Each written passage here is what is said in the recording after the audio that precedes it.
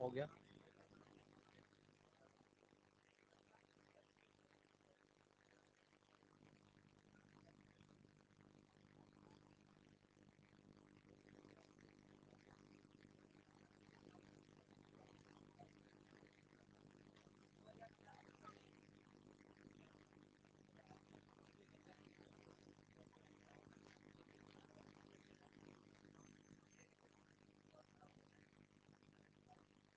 कहाँ तक हो गया भाई? वही वही से चलते भाई। प्रोटो कॉपरेशन आज पढ़ेंगे हम।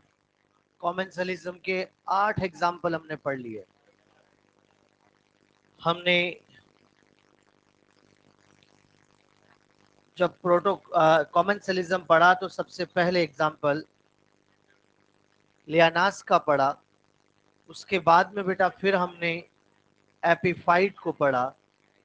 फिर उसके बाद में बेटा हमने एपीजॉइक के 6 एग्जाम्पल पढ़े थे, जिसमें कि आपने शकर फिश, शार्क, पायलट फिश और उसके अलावा क्या क्या था?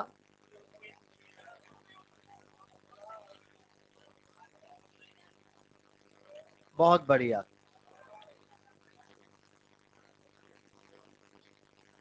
चल ही नहीं रहा के तो बटन ऑन करे ना। ऑन है, पहले चल रहा था। सारे काम मेरे लेक्चर में आके होते हैं यार। हाँ, क्या कुछ तो होता है यार, है ना? दिख रहा है क्या कुछ?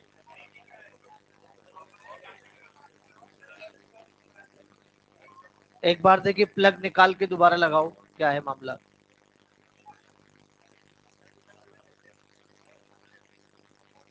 फिर उनको बोलो बाहर बोल देना एक बार। हाँ, प्लग ही ढीला लग रहा है ना, तो अच्छे से लगा। हाँ, अब चलिए ना। बहुत बढ़िया।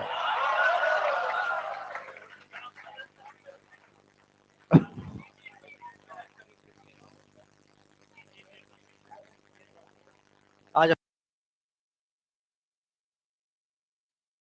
पे चर्चा करते हैं।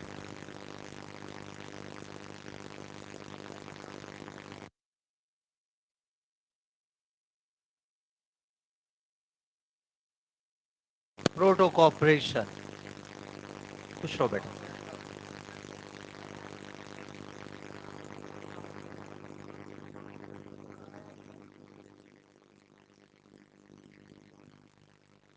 प्रोटो कॉपरेशन, जिसे आप फैकल्टेटिव म्यूचुअलिज्म के नाम से भी पुकारते हैं। फैकल्टेटिव म्यूचुअलिज्म भी कहते हैं, जिसको आप नॉन ऑब्लिगेटरी म्यूचुअलिज्म के नाम से भी पुकारते हैं। अगर कभी आपसे ऐसा कह दिया जाए कि म्यूचुअलिज्म 2 प्रकार की है, ऑब्लिगेटरी और फैकल्टेटिव, तो कोई गलत नहीं। और जो फैकल्टेटिव म्यूचुअलिज्म है वही प्रोटो कॉपरेशन है। यहाँ आज इसके हम 3 एग्जाम्पल डिस्कस कर रहे हैं। उसमें सबसे पहला एग्जाम्पल आ रहा है, और वो है बेटा rhinoceros and tick bird. Rhinoceros and tick bird. First example, आप सब राइनो की आदत जानते हो। मड बात करता है, कीचड़ में नहाता है। आज भी वो कीचड़ में नहा के आया, और जब कीचड़ में नहा के आया तो कीचड़ के टिक्स, बेटा टिक्स वो छोटे इंसेक्ट होते हैं जो पैरासिटिक नेचर के हैं। टिक्स हम उन छोटे इंसेक्ट को कहते हैं जो पैरासाइट होते हैं, और टिक्स को खाने वाली बर्ड ही टिक बर्ड है, राइट? यहाँ वो छोटे इंसेक्ट जो टिक्स है वो उसकी बॉडी पे चिपक जाते हैं। साथ के साथ मड की लीच भी उनकी बॉडी पे चिपक जाती है, और अब उसका ब्लड खींच रही है, ईचिंग हो रही है, बहुत मुश्किल है। ऐसे टाइम पर टिक बर्ड आती है, उसकी बैक पर, उसकी पीठ पर बैठती है, और उसके ऊपर चिपके हुए टिक्स को हटा के खा रही है। ऐसा करने से क्या टिक बर्ड को फूड मिल रहा है? ऐसा करने से क्या इसका पैरासाइट हट रहा है? इसको पैरासाइट से मुक्ति मिल रही है, रिलीज पैरासाइट। क्या दोनों को फायदा हो रहा है? Both are benefited. Positive positive relation यहाँ डेवलप हो गया। लेकिन बताओ, जल्दी से बताओ, क्या आज इस राइनो ने अगले 10-20 साल का कॉन्ट्रैक्ट कर लिया टिक बर्ड से कि कल भी मैं मड बात करके आऊं तो आप ही आइएगा? अरे किसी दूसरे स्पीसीज की टिक बर्ड भी तो आ सकती है ना। अगर ऐसा है तो यहाँ स्पीसीज बदलने का ऑप्शन है, तभी तो फैकल्टेटिव है।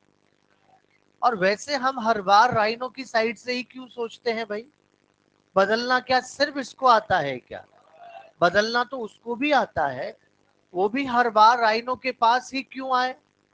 वो भी तो वहां जाएगी जहां उसे अच्छा खाना मिलेगा। और अच्छा खाना क्या हमेशा राइनो अंकल के ढाबे पे होता है क्या? भैंस आंटी की मेस भी चलती है, वहां भी खाना अच्छा है, क्योंकि भैंस आंटी भी वही काम करती है जो राइनो अंकल करते हैं। वहां भी टिक्स मिलेंगे, वहां भी लीच मिलेगी। अगर ऐसा है तो वो भी वहां जाएगी जहां उसे अच्छा खाना मिलेगा। समझ जाओ बेटा, बदलना सिर्फ राइनो को नहीं आता। ये इस गलत फहमी में चल रहा हो कि मैं ही बदल रहा हूँ, ऐसा नहीं है बेटा। इसे भी बदलना आता है, दोनों तरफ से फैकल्टेटिव है, तभी रिलेशन क्या बन रहा है, प्रोटोकॉपरेशन। आओ एक और एग्जाम्पल हम देख लेते हैं, और वो एग्जाम्पल नेक्स्ट आ रहा है, क्रोकोडाइल एंड बर्ड।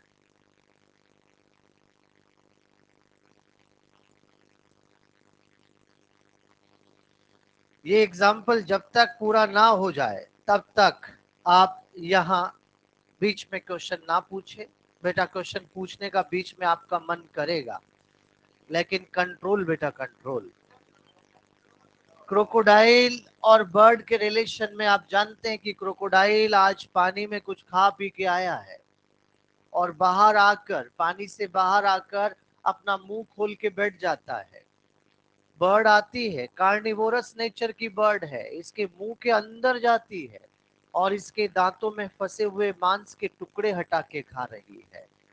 ऐसा करने से क्या इसको यहाँ फूड मिल रहा है? क्या इसको यहाँ पर ब्रश हो रहा है? गजब। तो यहाँ पर दांतों की सफाई चल रही है। वैसे आप बच्चे जानते हैं कि क्रोकोडाइल अपने शिकार को ऐसी जगह पे जाके पकड़ता है, जैसे आज किनारे पे हिरण बेचारा पानी पीने आया था, अरे उसकी टांग पकड़ के खींच लाएगा। मड में जाके इसने पकड़ा है, मड की लीच इसके मुंह में चली जाती है और इसके गम्स में चिपक जाती है। जब ये बर्ड अंदर जाती है तो वो लीच भी तो उसको दिखती है, उसको भी वो हटा के खाती है। ये तो एक और फायदा हो गया, इसने तो पैरासाइट भी हटाया है। अगर ऐसा किया है तो समझ जाओ यहाँ पर भी पॉजिटिव है और यहाँ पर भी पॉजिटिव है, और ये रिलेशन प्रोटोकॉपरेशन है। लेकिन बताइए, क्या हर बार उसी स्पीसीज की बर्ड आएगी? क्या वो हर बार उसी स्पीसीज के क्रोकोडाइल के मुंह में जाएगी? दोनों तरफ से फैकल्टेटिव है, तो रिलेशन क्या है? लेकिन अब आपके मन में यही क्वेश्चन आ रहा है कि क्रोकोडाइल अपना मुंह बंद नहीं करता क्या, वो उसे नहीं खाता क्या? वैसे तो बेटा मैंने एग्जाम्पल की शुरुआत ही की थी कि ये कुछ खा पी के आया है, भूख ही नहीं, अब क्यों खाएगा? वैसे भी, हाँ बेटा ज्यादा खिला के क्या करना है। एक और बात, नेचर में ऐसा देखने को मिलता है कि जिनसे कोई नुकसान नहीं, जो उसका फूड नहीं, उसे किल नहीं किया जाता।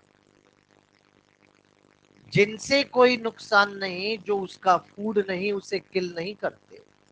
एक फॉरेस्ट में लायन निकल के जा रहा है, आसपास उड़ रही तितलियां इंसेक्ट को खाता जाएगा? उससे उसको क्या नुकसान है? वो उसका फूड भी नहीं है, वो उन्हें क्यों मारेगा? बल्कि इस बर्ड से तो इसको गजब का फायदा हो रहा है, इसको भयंकर फायदा है इससे। क्योंकि ये इसके दांतों की सफाई कर रही है। इसके दांतों के बीच में गैप होता है, वहां तो मांस उलझता ही है और उसको हटाने का काम कर रही है। चलो आज एक काम करो, आज क्रोकोडाइल इस बर्ड को खा गया ना, तू खा जा। अगली बार फिर एक और बर्ड आई, उसको भी खा गया। अरे डर के मारे आना छोड़ देगी, और अगर उसने आना छोड़ दिया, दांत खराब हो जाएंगे, कैविटीज का खतरा है। और जब जब दांत ही नहीं है तो शिकार कैसे करेगा? मर जाएगा बेटा। वो अलग कभी कभार चलता है। समझ पा रहे हैं बेटा आप? नेक्स्ट स्टेटमेंट और सुन लो। क्रोकोडाइल का मुंह खोल के बैठना सिर्फ दांतों की सफाई नहीं, टेम्परेचर रेगुलेशन का तरीका है। ये पानी से बाहर आकर अपनी बॉडी के टेम्परेचर को रेगुलेट करने के लिए इस तरह से मुंह खोल के बैठता है। आपने देखा होगा कि गर्मी, जब तेज गर्मी होती है तो जो गली के डॉग है वो अपनी जीभ लटका के बैठ जाते हैं। किसी के भी पेट डॉग भी होगा तो वो भी देखा कि वो जीभ लटका लेता है, क्योंकि वहां से हीट लॉस फास्ट हो रहा है। अगर ऐसा है तो हीट गेन, हीट लॉस के लिए ये चीजें हो रही है, और ये अपना मुंह खोल के बैठता है अपनी बॉडी के टेम्परेचर को रेगुलेट करने के लिए, और साथ में दांतों की सफाई भी हो जाए, पैरासाइट भी हट जाए, तो कितना अच्छा है। अगर ऐसा है तो ये रिलेशन यहाँ पर पॉजिटिव पॉजिटिव हो रहा है। कुछ बच्चे ये भी सोच लेते हैं कि मान लो कभी ऐसा है कि क्रोकोडाइल को कुछ मिला ही नहीं, आज तो बहुत ही भूखा है, वो बेवकूफ बनाने के लिए ही मुंह खोल के बैठा है। तो एक बात यहाँ सब बच्चे ध्यान से सुन लेंगे, खतरों की खिलाड़ी है ये चिड़िया। किसी दूसरे के मुंह में जाके खाना क्या छोटी बात है क्या? अरे जब तक इसके मुंह से मांस की स्मेल नहीं आती, ये अंदर ही नहीं जाती। कार्निवोरस बर्ड मांस की स्मेल से अट्रैक्ट होती है। अगर ऐसा है तो क्या इतनी जल्दी बेवकूफ बन जाएगी क्या? नहीं बेटा। तो ये रिलेशन इसी तरह से डेवलप हुआ है, और दोनों तरफ फैकल्टेटिव है, पॉजिटिव पॉजिटिव है, तभी तो क्या कहा, प्रोटोकॉपरेशन। आखिरी एक और एग्जाम्पल यहाँ पर आ गया, और वो यहाँ पर आ रहा है हर्मिट क्रैब और सी एनिमल।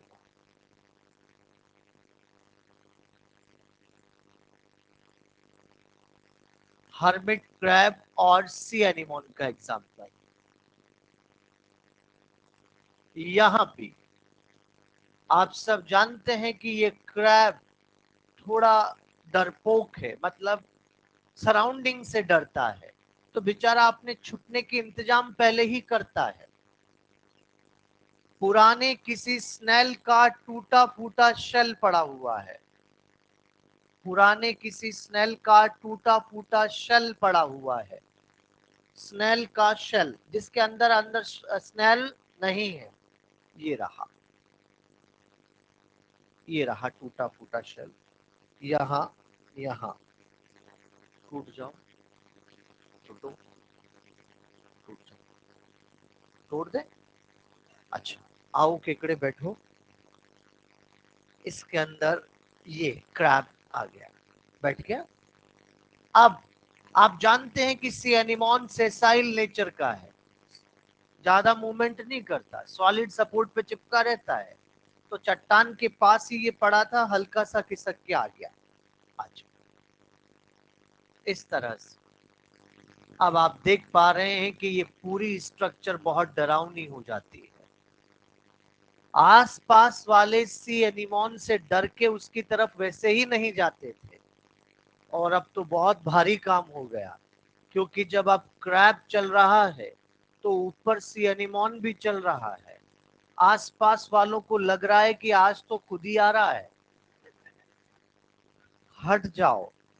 अगर ऐसा है तो यहाँ पर इसे प्रोटेक्शन, जो इसको बहुत नीड है, ये तो वैसे ही आसपास वालों से डर के रहता है, तो इसे वो मिल रहा है।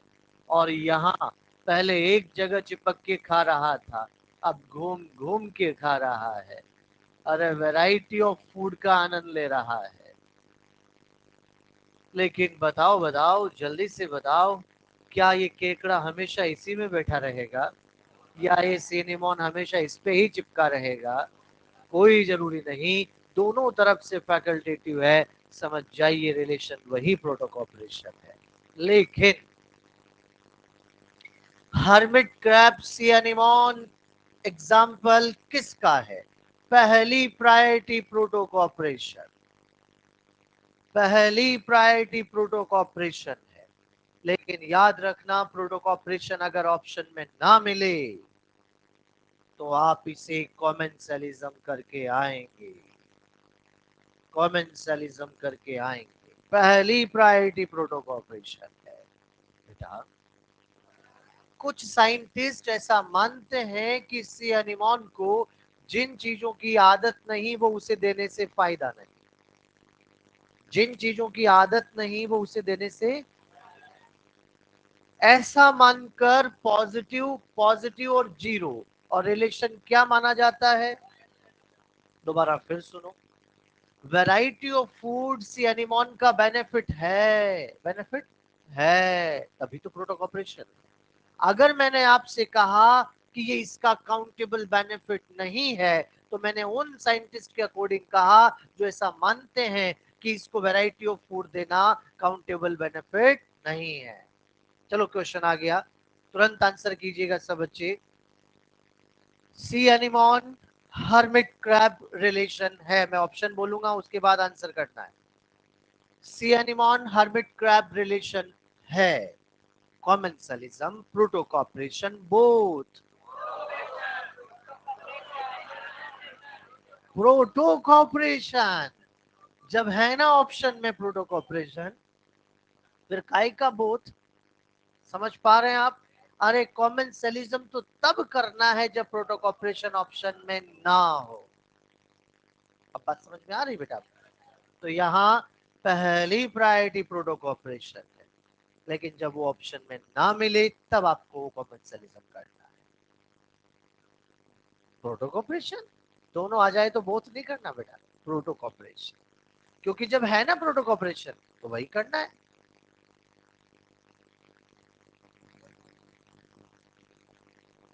ठीक ठीक ठीक, पलट दे पत्ता। तो इस तरह से आज पॉजिटिव इंटरेक्शंस कंप्लीट हो चुके हैं और अब फायदे की बातें बहुत हो चुकी, नुकसान पे चलते हैं।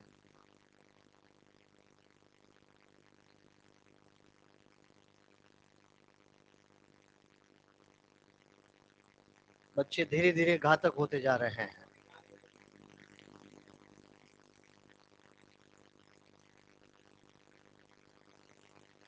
Negative interaction,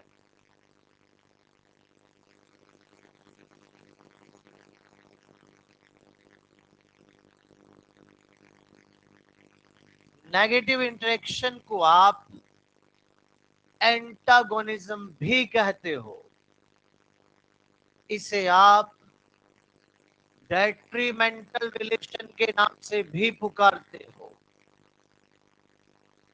antagonism, detrimental relation, जब आपने एनसीईआरटी के पत्ता 232 को पढ़ा होगा तो डेट्रीमेंटल शब्द जरूर मिला होगा, उसका मीनिंग नुकसान पहुंचाने वाले इंटरेक्शन से ही है।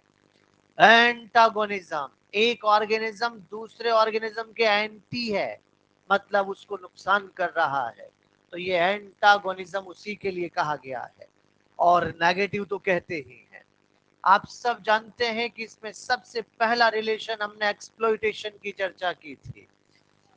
एक्सप्लॉइटेशन एक प्रकार से पॉजिटिव नेगेटिव टाइप का रिलेशन है, जिसमें एक स्पीसीज अपने फायदे के लिए दूसरी स्पीसीज के इंडिविजुअल को डायरेक्ट या फिर इनडायरेक्ट किल करती है। अरे डायरेक्ट किल करना क्या होता है? इनडायरेक्ट किल करना, इनडायरेक्ट किल करना किसे कहते हैं?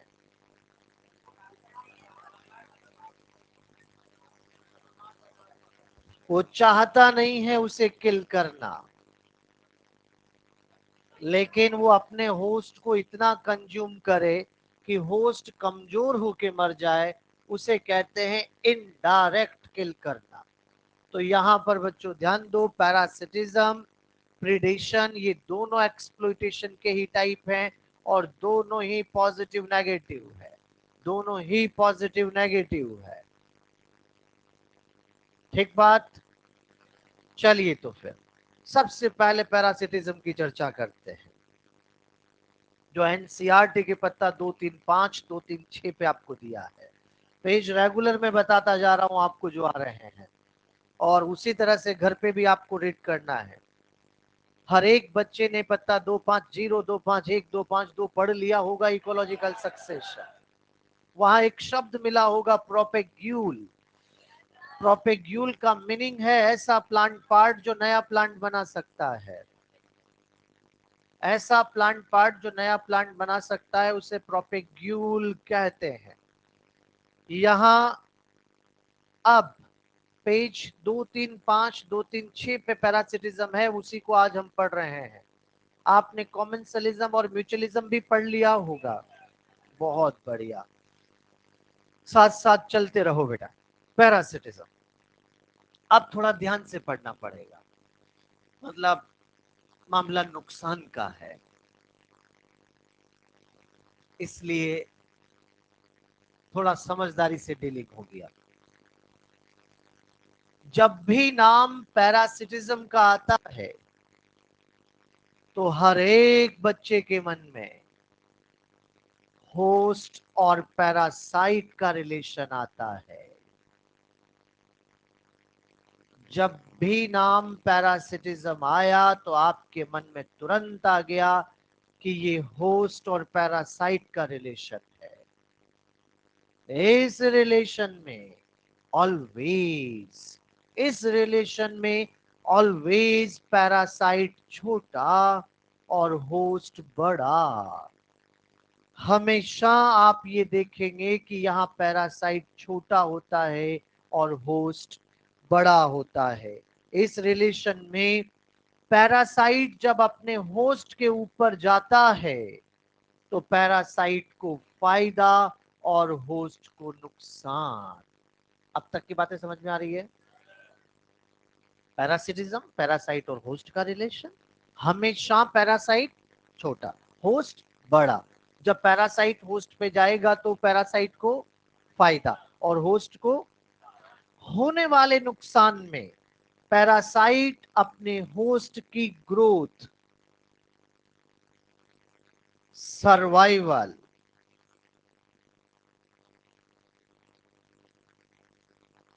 रिप्रोडक्टिव कैपेसिटी,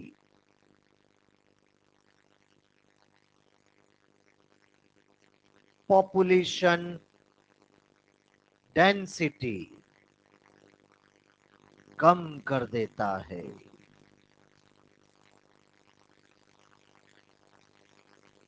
रिपीट करूंगा, फिर सुनेंगे।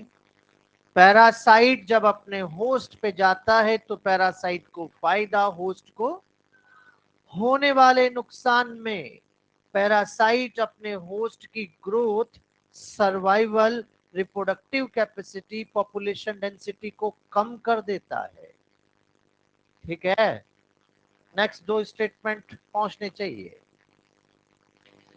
हर पैरासाइट आकर ये चारों चीजें एक साथ करे जरूरी। दूसरा स्टेटमेंट, हर पैरासाइट आकर ये चार ही करे ये भी जरूरी। ह्यूमन लाइफ जो हमारे ऊपर आती है, हमसे फूड, शेल्टर, प्रोटेक्शन सब कुछ ले लेती है, लेकिन बताओ क्या उसके आने से हमारी ग्रोथ ही रुक जाती है? सर्वाइवल खत्म हो जाता है, बाकी की चीजें भी इफेक्टेड नहीं है।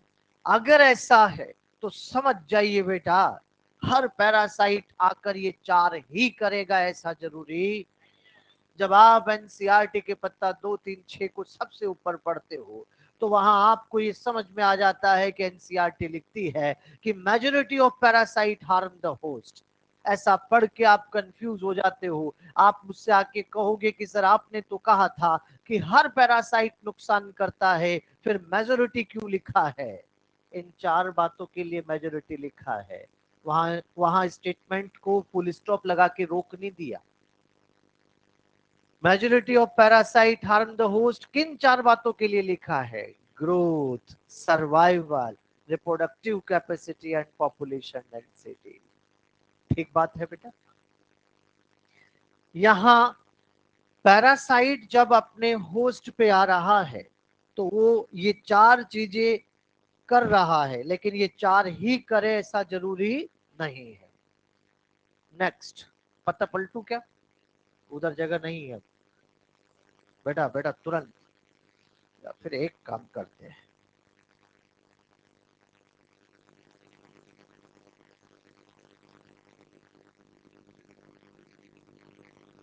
बहुत बढ़िया, और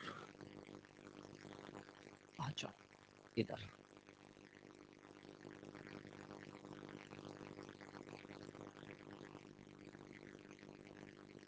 ठीक बात। यहां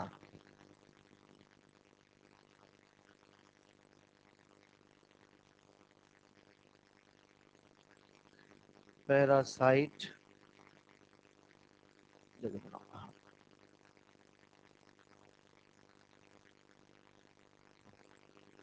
do not directly kill their host.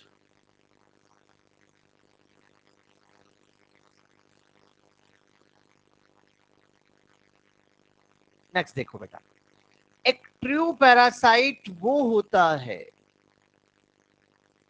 True parasite वो होता है जो अपने होस्ट का कंप्लीट यूज करता है। और कंप्लीट यूज 2 बातों से देखा जाता है,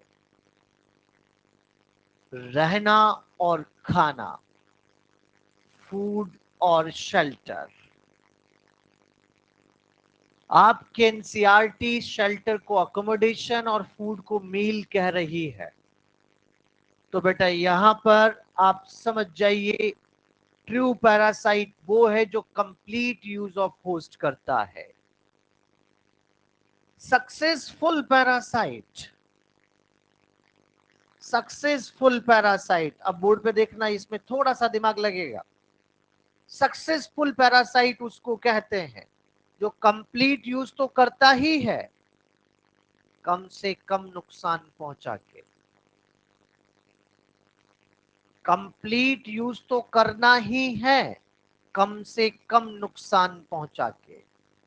अरे ऐसा पैरासाइट किस काम का रे, जो आते ही अपने होस्ट को इतना भयंकर यूज करे कि 2 दिन में होस्ट मर जाए, खुद कहां जाएगा? समझ पा रहे हैं क्या आप?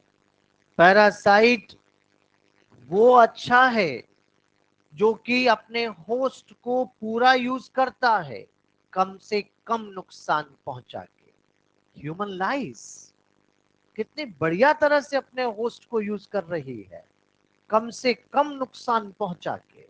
इस तरह के पैरासाइट सक्सेसफुल पैरासाइट है। तो यहां पर बेटा याद रखो आप, कंप्लीट यूज तो होना ही चाहिए, कंप्लीट यूज ऑफ होस्ट तो होगा ही सही, बट मिनिमम लॉस, कम से कम नुकसान पहुंचा के। अगर ऐसा है तो उसे आप सक्सेसफुल पैरासाइट कहेंगे।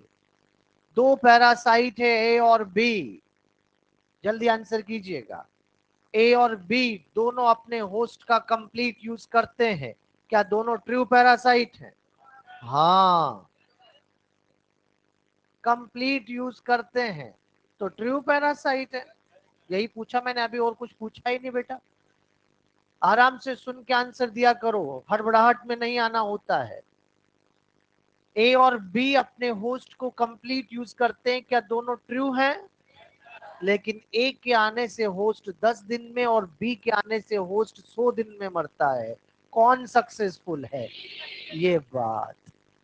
तो सक्सेसफुल का डिसीजन कंपैरेटिव होता है कि कौन अपने होस्ट को ज्यादा सरवाइव करवाएगा, वो ज्यादा सक्सेसफुल माना जाएगा। तो आप बच्चों के सामने अभी बोर्ड पर अच्छा, सच्चा और सफल पैरासाइट है। जो डायरेक्ट होस्ट को किल ना करे वो पैरासाइट, और जो पूरा यूज करे वो सच्चा पैरासाइट, और पूरा यूज करके कम से कम नुकसान तो वो सफल पैरासाइट। अरे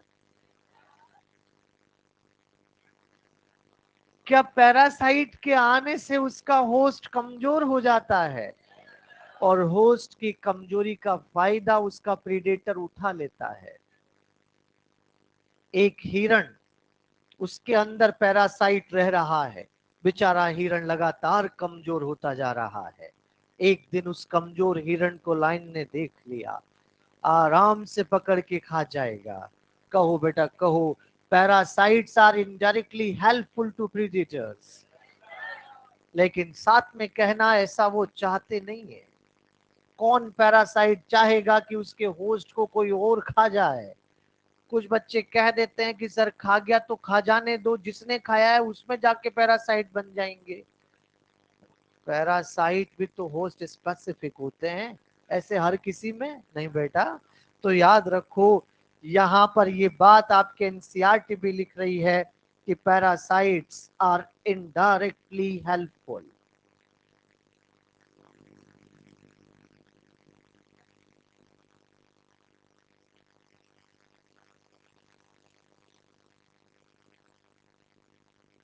bye making their host physically weak. NCERT की लाइन है, आराम से बेटा।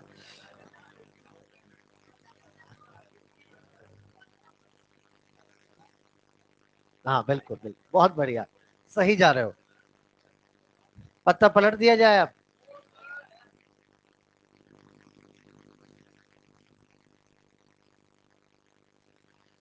पढ़ लो पढ़।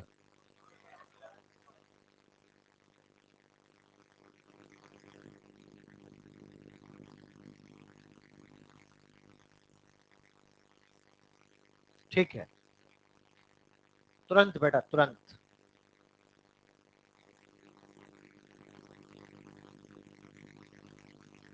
हाँ,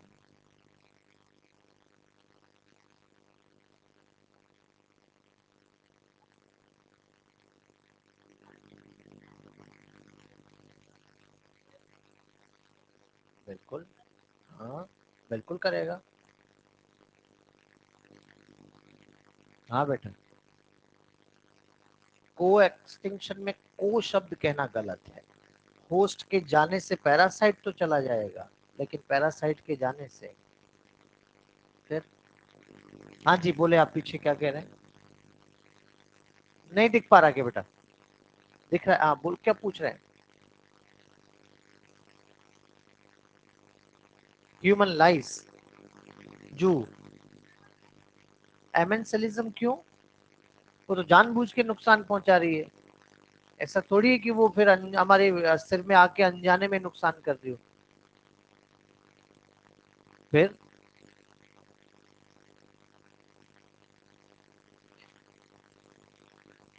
शुरुआत में ह्यूमन लाइस का आपको ये रोल देखने को नहीं मिलेगा, लेकिन ह्यूमन लाइस को लगातार रहने दो, उसको कुछ मत करो, फिर देखो आप। हाँ?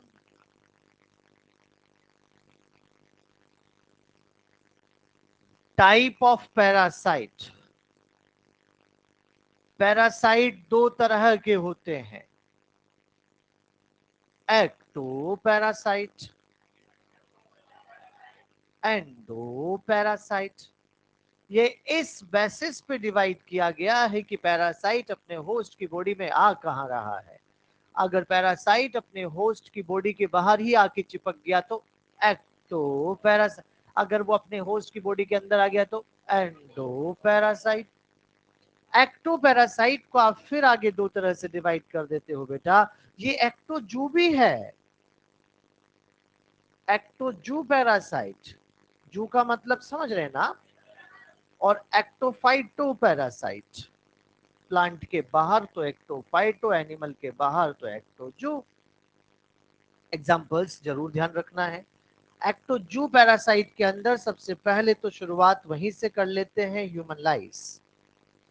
ह्यूमन लाइस जिसे आप जू कहते हैं बेटा, जू। और जू जू है। यहां टिक्स ऑन डॉग,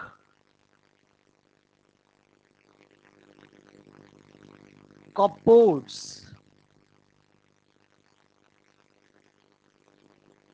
ये एनसीईआरटी एग्जाम्पल है।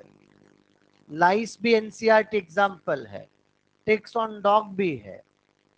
कॉपोड ऑन मराइन फिशेस, ये यहाँ पर छोटे क्रस्टेशिया होते हैं। कॉपोड क्रस्टेशियन है जो मछलियों के ऊपर चिपके होते हैं और उनसे न्यूट्रिशन ले रहे हैं, तो ये भी पैरासाइट है बेटा। और बाहर चिपके हैं तो एक्टो है। लीच ऑन कैटल, ये भी तो बेटा एक्टो का ही एग्जाम्पल होगा।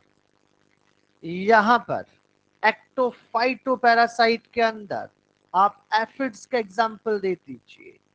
ये प्लांट फ्लाई से एक प्रकार से ये हर्बेशियस प्लांट के स्टेम पर चिपकी होती है। हर्ब बोला मैंने, हर्ब मतलब छोटे प्लांट है। हर्बेशियस प्लांट की स्टेम पर चिपकी होती है और अपने माउथ पार्ट्स को पेनिट्रेट करती है डायरेक्ट सीव ट्यूब में, वहां से डायरेक्ट न्यूट्रिशन ले लेती है बेटा।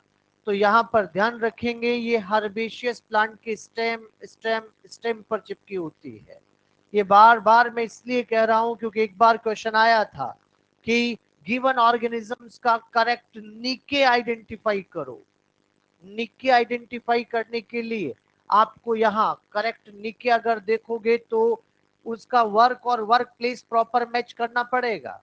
चलिए मैं एग्जांपल बोलता हूं और आप बच्चे बताएंगे कि प्रॉपर मैच हो रहा है या नहीं हो रहा है। Vulture dense forest, vulture dense forest proper match, वो तो ग्रासलैंड्स में डेजर्ट्स में खुले में जाता है, ठीक बात है। दूसरा लोकस्ट, जानते हो क्या आप? टिड्डा या टिड्डी जो भी कहते हो। लोकस्ट, लोकस्ट डेजर्ट नहीं हो पा रहा। Aphid leaf, aphid leaf stem पर होती है, बोला मैंने अभी अभी आपसे। वैलिसिनेरिया पॉन्ड, अरे समझ रहे हो क्या आप? ये करेक्ट निके मतलब उनका वर्क और वर्क प्लेस मैच कर रहा है। एफिड्स हमने कहा स्टेम पे होती है तो लीफ करेक्ट नहीं है। मैंने कहा लोकस्ट डेजर्ट, लोकस्ट तो बेटा क्रॉपलैंड्स में ग्रासलैंड्स पे अटैक करती है। वल्चर डेंस फॉरेस्ट भी करेक्ट नहीं है, तो फिर क्या करेक्ट होगा? वैलिसिनेरिया पॉन्ड, क्योंकि वो वहीं रहता है और वहीं खाता है, सब कुछ वहीं, मतलब अपना फोटोसिंथेसिस वहीं कर रहा है। यहीं पर आप लैक इंसेक्ट भी लिख सकते हो। लैक वही है जो लाख कहते हो ना आप, जिसके क्या बनते हैं वो। बहुत बढ़िया, बहुत बढ़िया बेटा। यहां पर आप रेड कॉटन बग भी लिख सकते हो। रेड कॉटन बग, ये भी इंसेक्ट एक प्रकार के जो कॉटन पर आकर, कॉटन प्लांट पे आकर ऊपर चिपक जाते हैं और बाहर से न्यूट्रिशन लेते हैं बेटा। एंडोपैरासाइट, एंडोपैरासाइट में पहली बात यह है कि these are more complex than ectoparasite, क्योंकि किसी की बॉडी के अंदर जा रहे हैं और जब बॉडी के अंदर जाएंगे तो वहां का एनवायरनमेंट फेस करना पड़ेगा, और एनवायरनमेंट फेस करेंगे तो उनकी कॉम्प्लेक्सिटी तो ज्यादा होगी ही सही। नेक्स्ट देखते हैं कितने बच्चे समझ पाते हैं। अंदर जाना ही नहीं है, अंदर जाकर ये भी डिसाइडेड है, अंदर जाके ये भी डिसाइडेड है कि लंग्स में, कि लीवर में, कि आरबीसी में, कि किडनी में। इस लेवल का स्पेशलाइजेशन, और जब इस लेवल का स्पेशलाइजेशन होगा तो फिर कॉम्प्लेक्सिटी तो होगी ही। these are more complex than ectoparasite because due to their extreme specialization, इनका एक्सट्रीम स्पेशलाइजेशन होता है बेटा, क्योंकि अंदर जाके डिसाइडेड होता है कि ये जाएंगे कहाँ, लंग्स में, लीवर में, आरबीसी में, किडनी में, जाना कहाँ है, सब डिसाइडेड। इस तरह का स्पेशलाइजेशन है तो इनकी कॉम्प्लेक्सिटी एक्टोपैरासाइट से ज्यादा होती है। Example ascaris, taenia, and amoeba, histolytica, plasmodium, घने एग्जाम्पल हो सकते हैं, एक्सेट्रा। तो ये सब के सब एंडोपैरासाइट के एग्जाम्पल है। बच्चों एक बात ध्यान से देखो, मैंने जितने भी एंडो पैरासाइट के एग्जाम्पल लिखे वो सब एंडोजू है, वो सब के सब एंडोजू है। मैंने एंडोफाइटो नहीं लिखा। हम चाहते तो एंडोफाइटो भी लिखते, लेकिन एनसीईआरटी मॉड्यूल कहीं नहीं है तो क्यों जबरदस्ती लिखे। लेकिन आपने तो पढ़ा हुआ है एल्ब्यूगो कैंडिडा। क्या होता है ये? फंजाई है। कौन से प्लांट पे? मस्टर्ड क्रूसीफेरी फैमिली पे। एल्ब्यूगो कैंडिडा कौन से डिजीज करता है? White rust disease. भूल गए बेटा यार। अच्छा भूले नहीं, बस याद नहीं आ रहा, समझ सकता हूं बेटा।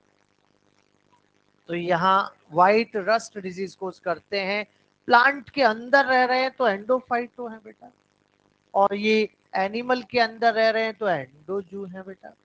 ठीक बात है। चलिए कोई बात नहीं, अभी आप तो इतना ही ध्यान रखेंगे।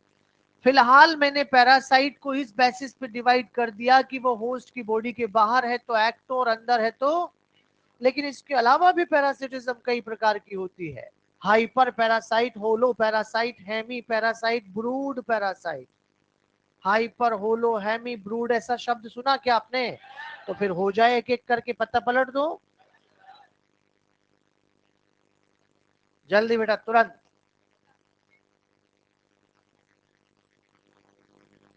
मानेंगे बेटा, कोई भी अपने होस्ट से न्यूट्रिशन ले रहा है वो सब पैरासाइट है।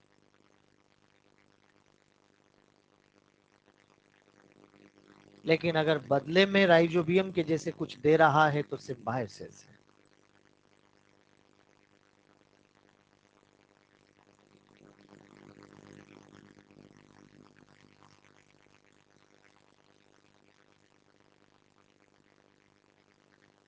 अदर टाइप ऑफ पैरासिटिज्म, और अदर टाइप्स के अंदर सबसे पहला आता है हाइपर पैरासाइट। पैरासाइट पर पैरासाइट, हाइपर पैरासाइट। पैरासाइट पर पैरासाइट, हाई पर पैरासाइट। कोई किसी को यूज कर रहा है, उसको यूज करने एक और आ जाए, वो है हाइपर पैरासाइट। यूजर का भी यूजर है, महा यूजर है। जैसे मान लीजिए बेटा, एक ऑर्गेनिज्म को एक बैक्टीरिया यूज कर रहा है। अब इधर बोर्ड पे देखना, कुसर पुसर नहीं, इधर बातें नहीं बेटा आपस में, जो पूछना है मेरे से पूछिए आप। एक बैक्टीरिया ऑर्गेनिज्म को यूज कर रहा है। पहला क्वेश्चन मन में आ सकता है कि बैक्टीरिया इसको यूज कर रहा है, एरो इधर बनाओ। मैं पहले ही क्लियर कर देता हूं कि जब इस तरह से कोई भी फूड चेन बनाई जाती है या कोई कंज्यूम कर रहा है तो एरो का डायरेक्शन एनर्जी फ्लो बताता है। जब यहां पर मैंने आपको कहा कि बैक्टीरिया ऑर्गेनिज्म को यूज कर रहा है तो ऑर्गेनिज्म की एनर्जी बैक्टीरिया के पास जा रही है। लो, बैक्टीरियोफेज आ गया। अगर ऐसा आ रहा है कि बैक्टीरियोफेज यहां पर आ जाएगा तो आप जानते हैं कि बैक्टीरिया इस ऑर्गेनिज्म के ऊपर क्या था? पैरासाइट। क्या इसके ऊपर यहां पर बैक्टीरियोफेज आकर क्या बन गया? पैरासाइट पर पैरासाइट, हाई पर पैरासाइट। ठीक बात है बेटा। तो इस तरह से ये हाइपर पैरासाइट हो रहा है। एक और एग्जांपल मैं आपको यहाँ पर लिख देता हूँ। आप सब बच्चों ने प्लेग डिजीज का नाम सुना है? उसका पैथोजन नाम बोलो। Yersinia pestis. यर्सीनिया पेस्टिस है। यर्सीनिया पेस्टिस किसके अंदर रहता है? Rat flea, Xenopsylla cheopis. Rat flea rat के ऊपर चिपकी रहती है। ओहो, रेड फ्ली क्या इसके ऊपर पैरासाइट है? पैरासाइट है इसके ऊपर। आ जाओ यर्सीनिया पेस्टिस। और जब यर्सीनिया पेस्टिस आ जाएगा तो पैरासाइट पर पैरासाइट, हाई पर पैरासाइट। आराम से यहां पर ये हाई पर पैरासाइट बन रहा है। एक बात और सुन लीजिए, रेड फ्ली रेड के ऊपर एक्टो पैरासाइट है, यर्सीनिया पेस्टिस इसके अंदर एंडो पैरासाइट है।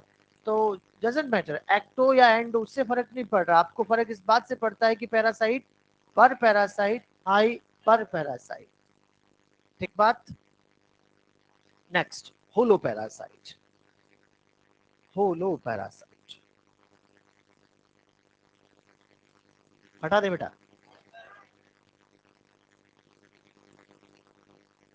चलते रहो।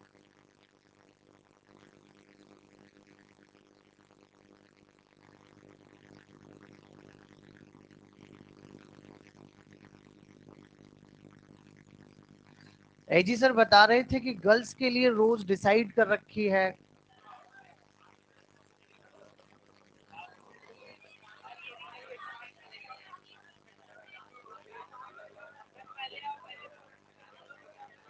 पहले आओ पहले पाओ का सिद्धांत चल रहा है।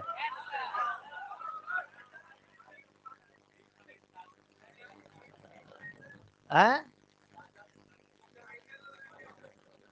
नहीं नहीं, मैंने तो एजी सर ही मेरे से बोल रहे थे कि कुछ रोज डिसाइडेड कर रखी हमने कि भाई उस पे गर्ल्स बैठेगी वहीं पर। वैसे अगर बोला है तो बैठ जाना चाहिए मेरे हिसाब से। हाँ बेटा, क्या कह रहे थे आप? अच्छा, इसके बारे में पूछ रहे हो? हाँ। हाँ, इस वाले में कि इस वाले में? अच्छा, बैक्टीरिया के ऊपर बैक्टीरियोफेज आ गया। किसको? किसको खाता है? बैक्टीरिया को ना। हाँ, तो उसके ऊपर वो पैरासाइट ही तो बना। नहीं बेटा, ऐसे जाके मुंह खोल के थोड़ी खा जाता है। वो तो उसके अंदर जाता है और अंदर जाके अपने आप को मल्टीप्लाई करता है।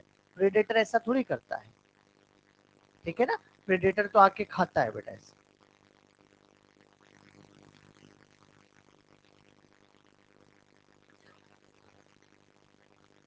अभी मुझे पता नहीं कौन कौन सी रो है, वो मैं पूछूंगा।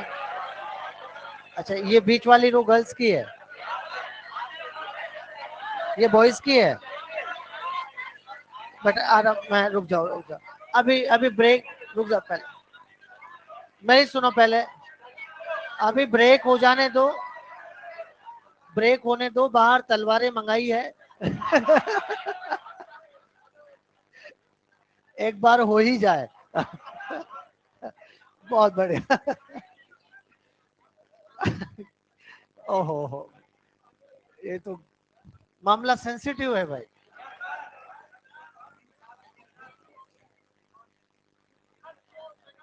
पहले आप, अभी बॉयज चुप रहेंगे एक मिनट, पहले मुझे बताओ कौन कौन सी रो डिसाइड होगी थे।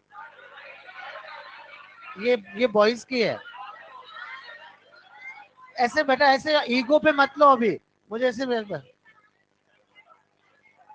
इस रो में, रुको मैं बोलता हूँ। इस रो में 6 टेबल हैं। 5, अच्छा 5 टेबल है। चलो कोई बात, वो तो पूरी गर्ल्स की है ही। उधर भी 6 है, इधर भी 6 है, ऐसा। कोई बात नहीं, चलो ठीक है ठीक है ठीक है, इधर इधर इधर। अरे जैसे जैसे आए वैसे बैठ जाओ रे यार।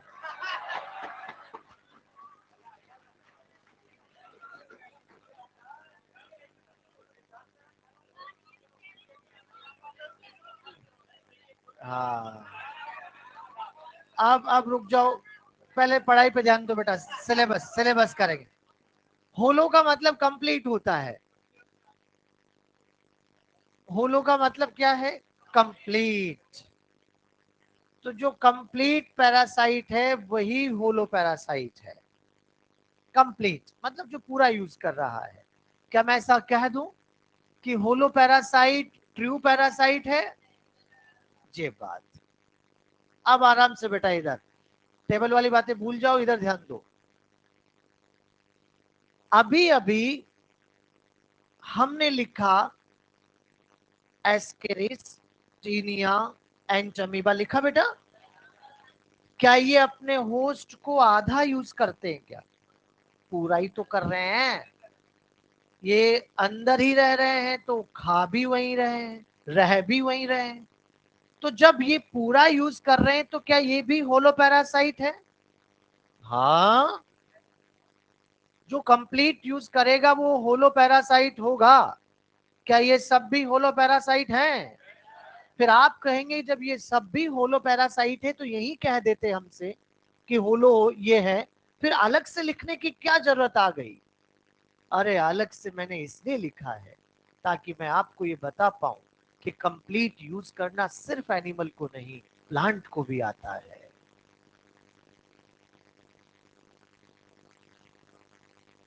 कोई कंप्लीट यूज करने में होस्ट स्पेसिफिक होने का क्या लेना देना? होस्ट स्पेसिफिक होगा तब भी कंप्लीट यूज करेगा।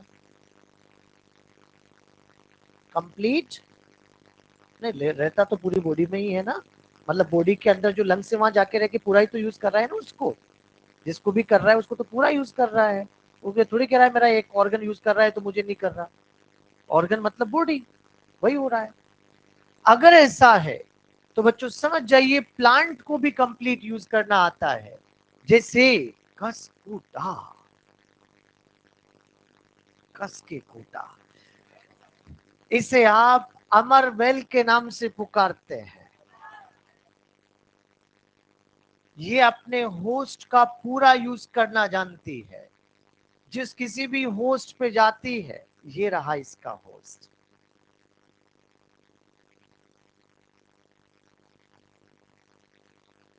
और यहां एनसीईआरटी लिखती है कि ये हैज प्लांट पे जाके पैरासाइट बनती है। हैज का मतलब घना, बड़ा, बड़े प्लांट पे जाके पैरासाइट बनती है। आ जाओ कसूटा, ऐसे ये प्लांट के ऊपर ग्रो कर रही है। और याद रखो, इसने जिस प्लांट के ऊपर ग्रोथ की वहां पर स्पेशल कनेक्शन बनाया है। और वो स्पेशल कनेक्शन ऐसे अपने स्टेम से कुछ स्पेशल रूट निकालकर होस्ट के स्टेम में पेनिट्रेट कर दी है। इस तरह की रूट को आप यहां होस्टोरियल रूट के नाम से पुकारते हैं। कौन सी रूट? मॉर्फो में सर इसके बारे में इसे सकिंग रूट भी कहेंगे। और इसकी हेल्प से ये अपने होस्ट से फूड, वाटर, मिनरल सब कुछ एब्जॉर्ब कर लेती है। शेल्टर तो ले ही रखा है। क्या ये अपने होस्ट का कंप्लीट यूज कर रही है? और जब सब कुछ वहीं से मिल गया तो क्या इसको खुद कुछ करने की जरूरत है?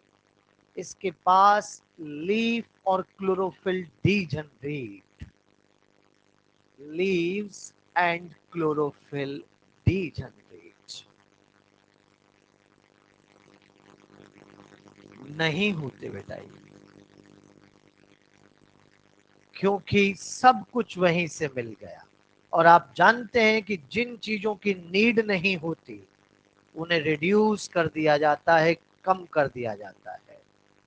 ऐसा लेमार्क कह के गए हैं। जिन चीजों की नीड होती है उन्हें बढ़ा दिया जाता है और जिनकी नहीं होती उन्हें कम कर दिया जाता है। हम मानते हैं कि लेमार्क को क्रिटिसाइज भी किया गया था कि स्टूडेंट रोज 10 से 12 घंटे पढ़ाई करते हैं तो फिर उनकी आंखें बड़ी बड़ी क्यों नहीं हो जाती है? क्योंकि वो तो उनको यूज रेगुलर कर रहे हैं। हम छत पे जाके रोज कहें उड़ेंगे तो हमारे पंख क्यों नहीं आ जाते? ऐसे क्रिटिसाइज भी उनको किया गया, लेकिन वो हर जगह गलत हो ऐसा नहीं है बेटा। यहाँ पर आप देख सकते हैं कि एक आध पत्ती दिख जाए तो दिख जाए, नहीं है इसके पास में। इसका कलर येलो, कलर येलो होता है क्योंकि क्लोरोफिल भी डिजनरेट हो चुका है। तो इस तरह से कस्कूटा, एक बात बताओ, कस्कूटा अपने होस्ट के कौन से पार्ट को यूज कर रही है? स्टेम। कस्कूटा ने, देखते हैं कितने बच्चे स्टेटमेंट समझ रहे हैं। कस्कूटा ने अपनी होस्टोरियल रूट से होस्ट के स्टेम को यूज किया। कस्कूटा ने अपनी होस्टोरियल रूट से होस्ट के स्टेम को यूज किया। तभी तो इसको बेटा आप यहाँ टोटल स्टेम पैरासाइट कहते हो। टोटल स्टेम पैरासाइट के नाम से इसको पुकारा जाएगा, टोटल स्टेम पैरासाइट कहा जाएगा। कस्कुटा अमर बेल है, ये ग्रो करती है, पास वाला मिला उसकी ब्रांच पे झूल जाती है, फिर उस पे ग्रो करती है, बीच में से टूट के दो हो गए, फिर पास वाला मिला उसकी ब्रांच पे, जब तक इलाके में एक भी बड़ा ट्री है कस्कुटा वहां है, क्योंकि खुद तो कुछ करना ही नहीं है, सब कुछ दूसरों से ही लेना है, कोई मरने वाली दिक्कत ही नहीं है, क्योंकि एक से दूसरे पे फैलती जा रही है, तभी तो अमर है, अमर बेल इसीलिए नाम दिया गया है। आगे बढ़ते हैं। जिस तरह से टोटल स्टेम पैरासाइट है उसी तरह से टोटल रूट पैरासाइट भी होता है, यही बना देते हैं, टोटल रूट पैरासाइट। और टोटल रूट पैरासाइट के लिए एग्जाम्पल बेटा रेफ्लिशिया, नाम तो सुना ही होगा, ये वही है जिसके पास सबसे बड़ा फ्लावर होता है, रेफ्लिशिया लार्जेस्ट फ्लावर के साथ है बेटा। यहाँ ये रहा इसका होस्ट, उग जाओ होस्ट, आज थोड़ा हैंग हो रहा है क्या यार, आज बोर्ड का ये एरिया बढ़ गया है, देखो आप, आज कल का ये अपडेट है कल का नया, ओहो बेटा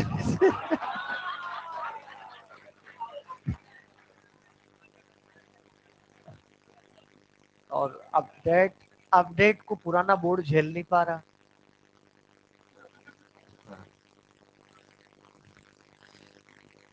उग जाओ, उग जाओ रेफ्लेशिया।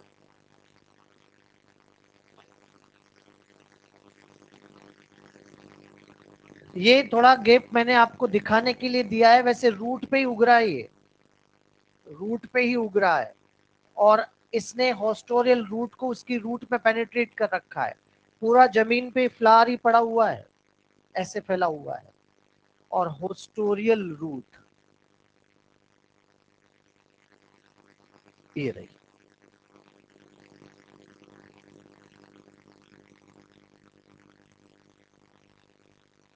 इसकी हेल्प से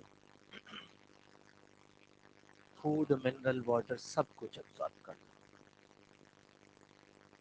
बहुत बढ़िया। रेफ्लेशिया वही है जिसकी स्मेल बहुत गंदी होती है, रॉटन मीट की स्मेल आती है बेटा, सड़े हुए मीट की स्मेल आती है, और यही वजह है कि कैरियन फ्लाइज नाम की बर्ड इसकी स्मेल से अट्रैक्ट होकर इसकी तरफ आती है, और मीट सर्च करती है, नहीं मिलता चली जाती है, किसी दूसरे पे जाती है, तो इस तरह से पॉलिनेशन कर देती है। कैरियन फ्लाइज कार्निवोरस बर्ड है जो पॉलिनेशन में हेल्प करती है।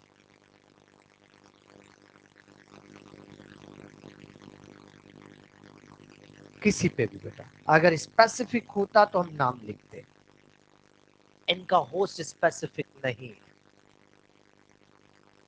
सिर्फ कहा हैज प्लांट, कोई भी बड़ा प्लांट हो चलेगा, बस छोटा नहीं होना चाहिए, क्योंकि कस्कुटा छोटे प्लांट पे जाएगी, सब कुछ उसे एब्जॉर्ब कर लेगी, 2 दिन में मर जाएगी।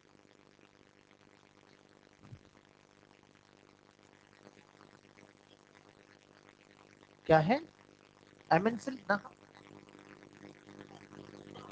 कॉमेंसिलिज्म, हाँ एमन नहीं कॉमेंसिलिज्म, हाँ हाँ वो कैसे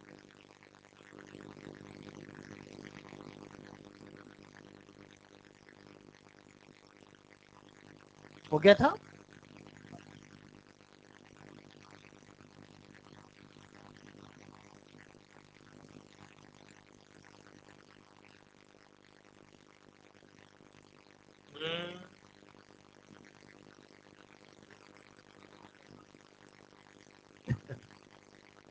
नहीं बेटा नहीं, बहुत बतिया रहे हो आज आप लोग, हाँ पढ़ लो बेटा पढ़ लो, रिजल्ट लाना ही है कुछ भी हो जाए, ये बात धार लो बेटा, कुछ भी हो जाए बेटा। 720 लाना है, अच्छा। अब वैसे कोई बड़ी बात नहीं रही आजकल 720 लाना भी। सोचना तो 720 की है, बाकी फिर 10 पे 5 पे जहां रुक जाए वहां रुक जाएंगे। कोई बात नहीं, आएगा बेटा, सब आएगा, पढ़ते रहो बस आप। इसी तरह से जिस तरह के होलो पैरासाइट होते हैं, उसी तरह से हेमी पैरासाइट भी होते हैं। मोबाइल फोन यूज नहीं करेंगे क्लास में। हेमी पैरासाइट भी होते हैं। ये मोबाइल आपका बहुत बड़ा दुश्मन है, अगर इसको आप सही से यूज कर रहे हैं तो ठीक है, वरना तो ये बहुत मुश्किल वाली बात है बेटा। ये मैं फिर कह देता हूँ आपको। ये अरे कोई सा ही फोन हो, फोन तो फोन ही है। अच्छा अच्छा, मतलब कीपैड वाला फोन रखे हैं, बहुत बढ़िया। कोई बात नहीं बेटा, जैसा भी रखो, लेकिन अरे आप अच्छा फोन रखो, कोई बात नहीं रखो, लेकिन अपने आप पे कंट्रोल रखो कि मुझे कितने टाइम के लिए उसे देखना है। बाकी सब अच्छा हो जाएगा, इधर बातें मत करो, तुम्हें तो छेड़ना ही खराब है, भागी पड़ जाता है। हेमी पैरासाइट, हेमी का मतलब पार्शियल पैरासाइट है।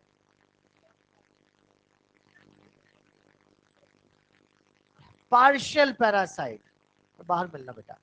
पार्शियल पार्शियल पैरासाइट क्या ट्रू पैरासाइट है? क्यों नहीं है? जो कंप्लीट यूज नहीं करता वो ट्रू पैरासाइट नहीं है। तो पार्शियल पैरासाइट हेमी पैरासाइट है बेटा, ये कंप्लीट यूज नहीं कर, नॉट ए ट्रू पैरासाइट। और इसके लिए भी वैसे ही पार्शियल स्टेम और पार्शियल रूट आएगा। और पार्शियल स्टेम पैरासाइट में यहां पर आप सब बच्चे देख सकते हैं कि ये रहा पैरासाइट और ये रहा होस्ट। बच्चों अब मैं होस्ट का नाम लिखूंगा, इसका मतलब होस्ट स्पेसिफिक होगा। लॉरेंथस और विस्कम, ये तो है पैरासाइट। और ये मैंगो और ओक पे जाके पैरासाइट बन रहे हैं। मैंगो और ओक पे जाके पैरासाइट बन रहे हैं। यहां होस्ट स्पेसिफिक है। ये रहा इनका होस्ट।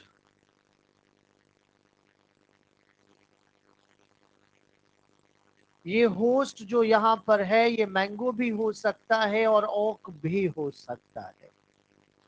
इसके ऊपर पैरासाइट ग्रो कर रहा है।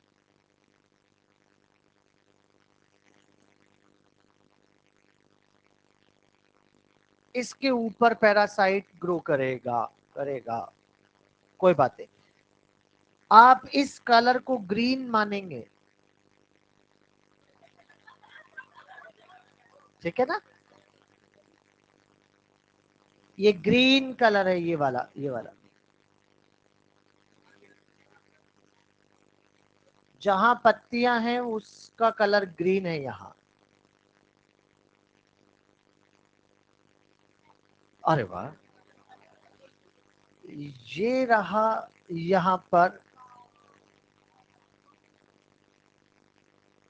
बहुत बढ़िया बेटा, चलिए अब दोबारा बना देते हैं।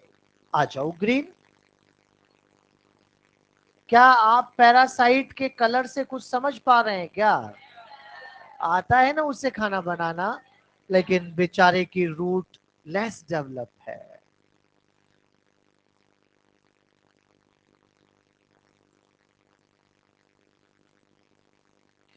और जब रूट सिस्टम लेस डेवलप्ड होती है तो नहीं आता उसे मिनरल वाटर एब्जॉर्ब करना। इस बात के लिए वो यहाँ पर होस्टोरियल रूट बना लेगा।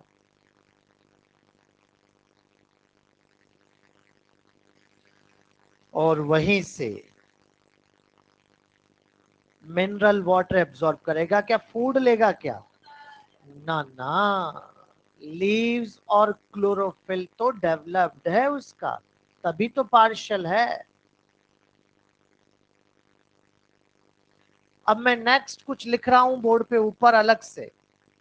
पहले एक बात बताओ, मैं आपसे कभी क्लास में कहूं एवोल्यूशन हो रहा है, तो वो एवोल्यूशन हो रहा है तो आपके मन में अच्छे कैरेक्टर आते हैं कि बुरे? क्या हर एवोल्यूशन अच्छे के लिए होता है? लेकिन आप पहले, मैं आपसे पूछता हूं कि ब्रायोफाइटा के बाद कौन आएगा? यही कहते हैं, क्योंकि आप तो अच्छा सोचते हैं, हर एवोल्यूशन अच्छा ही कर दे जरूरी, लेकिन हमें अच्छा सोच के ही चलना है। देखते हैं अब कितने बच्चे समझते हैं। एवोल्यूशन की डायरेक्शन ये रही, इस तरह से एवोल्यूशन चल रहा है, इधर से इधर, इधर से इधर। अब देखते हैं, एक बार में क्लियर होना चाहिए। होलो पैरासाइट, हेमी पैरासाइट, कॉमेंसलिज्म। नहीं समझे क्या?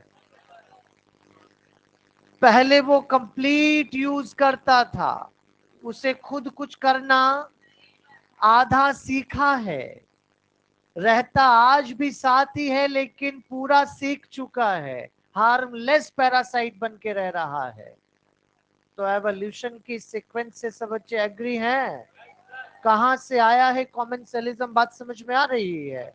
तो होलो पैरासाइट, हेमी पैरासाइट, कॉमेंसलिज्म, ऐसा कहें तो कोई गलत नहीं है बेटा। यहां पर पार्शियल रूट पैरासाइट का एग्जाम्पल ही लिख लो, ज्यादा उसकी डिटेल में जाने की जरूरत नहीं है। पार्शियल रूट पैरासाइट भी आप चाहो तो यहां पर लिख लीजिए, सेंटेलम, चंदन, सिर्फ एग्जाम्पल। सेंटेलम चंदन को कहते हैं बेटा। ये पार्शियल रूट पैरासाइट के एग्जाम्पल है। और अब एग्जाम में कभी ऐसा क्वेश्चन आ जाए कि गिवन में से पैरासाइट को सेलेक्ट कीजिए, आपको बहुत सारे नाम लिखे जाएंगे, मैंगो, ऑर्किड, ओक, विस्कम, लॉरेंथस, कस्कूटा, रैफ्लेशिया। तो क्या आप इसमें से पैरासाइट कौन कौन है सेलेक्ट कर लोगे? क्या मैंगो पैरासाइट है? वो होस्ट है। ये थोड़ा ध्यान रखना इस तरह से आपको, क्योंकि कुछ बच्चों को ऐसा लगता है कि वहीं तो पढ़ा था, ये होस्ट में पढ़ा है आपने, पैरासाइट में नहीं। तो हाइपर हो गया, होलो हो गया, हेमी हो गया, और अब आ रहा है ब्रूड पैरासाइट। जल्दी बेटा, आज पैरासिटिज्म कंप्लीट होनी चाहिए। ब्रूड पैरासाइट,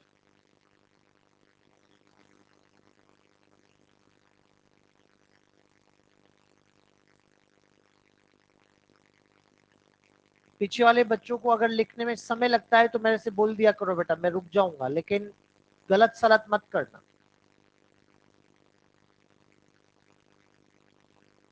है। थोड़ा बड़े शब्द लिखें, ठीक है बेटा।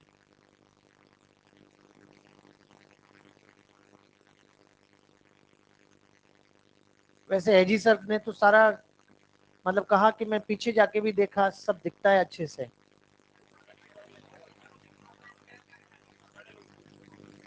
एजी सर थोड़े बड़े शब्द लिखते हैं, ठीक। अपन बड़े लिखेंगे तो कैसे काम चलेगा यार? वो सिर्फ 3 लाइन लिखते हैं। हाँ? अच्छा, और तुम लोग बैठ के देखते हो? अरे यार, मतलब ऐसे अपन खड़े होके देखते हैं तो आंखें ज्यादा काम करती है, विजिबिलिटी अच्छी रहती है। ओहो, सर आ जाते हैं आगे, बहुत बढ़िया यार। कितने चीजों पे विचार किया जाए आखिर। आपकी बातें सुन के मैं भावुक हो जाता हूँ बेटा, मैं संभाल पा रहा हूँ बेटा अपने आप को।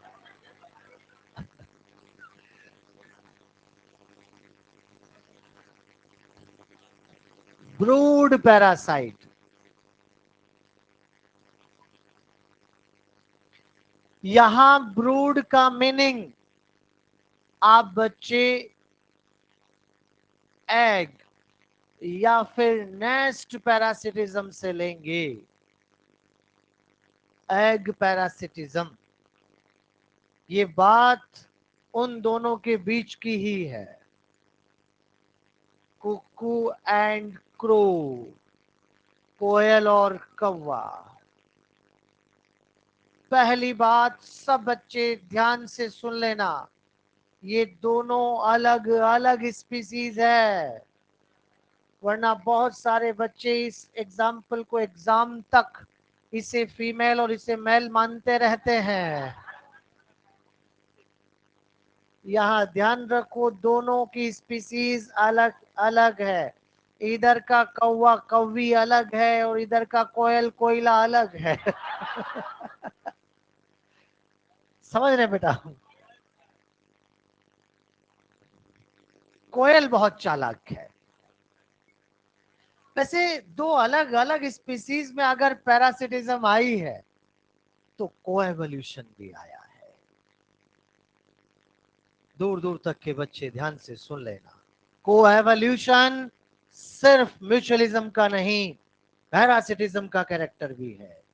लेकिन को एक्सटिंक्शन और को एग्जिस्टेंस सिर्फ म्यूचुअलिज्म है। अरे को एवोल्यूशन सिर्फ म्यूचुअलिज्म का नहीं, पैरासिटिज्म का कैरेक्टर भी है, लेकिन को एक्सटिंक्शन और को एग्जिस्टेंस कहां पर है? सिर्फ म्यूचुअलिज्म में है। ठीक बात। दो अलग अलग स्पीसीज में को एवोल्यूशन आया है तो उसका पहला प्रूफ, दोनों का ब्रीडिंग सीजन एक, दोनों का अंडे देने का समय एक ही है। लेकिन कोयल बहुत चालाक है, अपना घोंसला खुद नहीं बनाती, इंतजार करती रहती है कि कौवी कब घोंसला बनाती है, मतलब फीमेल क्रो। और जब वो अपना नेस्ट बिल्डिंग कर लेती है, अपने अंडे वहां दे देती है, तो भी इसको इंतजार है कि कब ये थोड़े काम से हटती है। जैसे ही फीमेल क्रो वहां से हटती है, पीछे से कोयल उसके नेस्ट में जाकर वहां अपने अंडे दे देती है। कुछ जगह पे लिखा हुआ है कि ये क्रो के एग्स को गिरा देती है और अपने एग्स वहां दे देती है।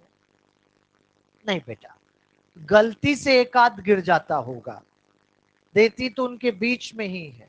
क्योंकि हमेशा अगर क्रो के एग्स को गिरा देती तो अब तक क्रो एक्सटिंक्ट हो जाता। समझ पा रहे? को एवोल्यूशन का दूसरा प्रूफ, दोनों के अंडों का शेप साइज कलर एक जैसा। जब फीमेल क्रो वापस आती है तो पहचान ही नहीं पाती, काउंटिंग उसे आती नहीं, वो आकर उन्हें इंक्यूबेट भी करने लग जाती है। इंक्यूबेशन का मतलब जानते हैं ना, उन्हें हीट दी जा रही है। और एक प्रॉपर इंक्यूबेशन टाइम के बाद बच्चे भी बाहर आते हैं, फिर भी पहचान में नहीं आते, क्योंकि खुद के बच्चे भी काले बेटा, उनको फीडिंग भी करवाई जा रही है। और जैसे ही वो थोड़े बड़े होते हैं, कोयल आती है, सीटी बजाती है, उड़ा ले जाती है। तब इसे समझ में आता है कि हाय मैंने क्या कर दिया, कोई मेरा यूज कर रहा था, मुझे पता भी नहीं लगा। बेटा क्रो कह रही है, अगर ऐसा है तो इसका यूज हुआ है, इसका यूज हुआ है। अरे इसका टाइम यूज हुआ है, इसकी एनर्जी यूज हुई है, इसका नेस्ट भी उसने जाके यूज किया है। तो यहाँ पर इसका यूज हुआ है, मतलब पैरासिटिज्म तो है, लेकिन बताइए क्या इसने इसको लाइफ टाइम यूज किया क्या? ये ट्रू पैरासाइट, अच्छा पैरासाइट, एक अच्छा पैरासाइट अपने होस्ट को लाइफ टाइम यूज करता है बेटा। तो ये true parasite, not a true parasite. क्या इसने खुद जाके यूज किया कि अंडों से करवाया? इनडायरेक्ट पैरासिटिज्म के नाम से भी पुकारते हैं बेटा, और इसे सोशल पैरासिटिज्म भी कहा जाता है। क्योंकि आपके नियर बाई गार्डन में, कॉलोनीज में भी ये देखने को मिलेगी। इस बार स्प्रिंग सीजन में कोयल के पीछे पीछे घूमना, देखना किस तरह से ये उसके नेस्ट को यूज कर रही है। तो बेटा यहाँ पर आप ये समझ जाओ कि ये कोएवोल्यूशन ट्रू पैरासाइट नहीं है, इनडायरेक्ट पैरासिटिज्म, सोशल पैरासिटिज्म, ये चारों टर्म सब बच्चों को क्लियर हो रही है? नेक्स्ट, बस अब 1 मिनट लिखना बंद करना। यहां ट्रू पैरासाइट नहीं है तो ब्रूड पैरासिटिज्म तो कंप्लीट हो गया। लेकिन हमारे पास और भी ऐसे एग्जाम्पल है जो पैरासाइट के जैसे दिखते हैं लेकिन ट्रू पैरासाइट। फीमेल मॉस्किटो, क्या फीमेल मॉस्किटो ब्रूड का एग्जाम्पल है? हाँ, ये ध्यान रखना बेटा, बस फीमेल मॉस्किटो ब्रूड पैरासाइट का एग्जाम्पल नहीं, इस बात का एग्जाम्पल है कि ये पैरासाइट के जैसे दिखते हैं, है नहीं। ह्यूमन फीटस पैरासाइट के जैसे दिखते हैं, है नहीं बेटा। तो यहां पर ये ऐसे एग्जाम्पल है जो पैरासाइट जैसे दिखेंगे लेकिन होंगे नहीं। फीमेल मॉस्किटो की पहले चर्चा कर लेते हैं। फीमेल मॉस्किटो हमारे ऊपर आती है, हमारा ब्लड लेती है, लेकिन क्या शेल्टर बनाती है? एक अच्छा पैरासाइट अपने होस्ट को फूड और शेल्टर दोनों के लिए यूज करता है। तो ये आएगी, हमारा ब्लड लेगी, लेकिन शेल्टर नहीं बनाया तो अच्छा पैरासाइट नहीं। नेक्स्ट, ध्यान से, जो हमारा ब्लड लेके गई है वो उसका एक्चुअल न्यूट्रिशन नहीं है। अब आराम से मेरे शब्दों को सुनना। ये हमारे ब्लड को खाती है। फीमेल मॉस्किटो हमारे ब्लड को सिर्फ रिप्रोडक्शन के टाइम, सिर्फ रिप्रोडक्शन के टाइम अपनी बॉडी को वार्म करने के लिए, अपने एग्स को इंक्यूबेट करने के लिए, अरे उसका एक्चुअल न्यूट्रिशन तो प्लांट से होता है। मॉस्किटो का एक्चुअल न्यूट्रिशन प्लांट सेप है। यही वजह है कि मेल मॉस्किटो तो हमारी तरफ आता भी नहीं, हमारी तरफ आती है तो सिर्फ, अगर ऐसा है तो समझ जाओ रे बेटा, मेल को कौन से अंडे देने हैं?